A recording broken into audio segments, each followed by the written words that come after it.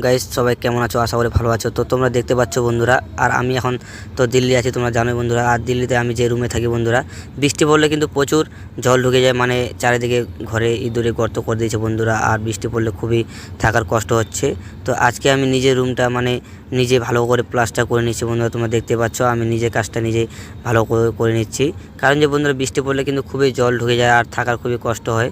তো তোমরা দেখতে পাচ্ছ আমি কীভাবে কাজটা করতেছি বন্ধুরা। আজকে কিন্তু আমি নিজেই মিস্ত্রি হয়ে গেছি, কারণ যে কি করব বন্ধুরা, রুমটা তো ঠিক করতে হবে আর আমাদেরকে থাকতে হচ্ছে, তার জন্য আমি বেশ করে রুমটা নিজের মতো করে ঠিক করে নিচ্ছি।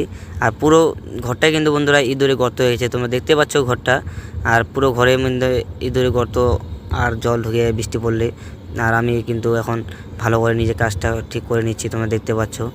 আর বৃষ্টি পড়লে মানে থাকার এমনি অসুবিধা হচ্ছে, কারণ যে জল পড়ে গেলে তো খুবই অসুবিধা হয়, শুয়ে থাকার খুবই অসুবিধা হচ্ছে। তোমরা দেখতে পাচ্ছ আমি সুন্দর করে কাজটা করে নিচ্ছি বন্ধুরা। চারিদিকে প্রথমে রুমটা আর কি ভালো করে ঠিক করে নিচ্ছি। তো বন্ধুরা আমার ভিডিওগুলো তোমাদেরকে কেমন লাগে বন্ধুরা, সবাই একটু কমেন্ট করবেন, আমাকে একটু সাপোর্ট করবেন।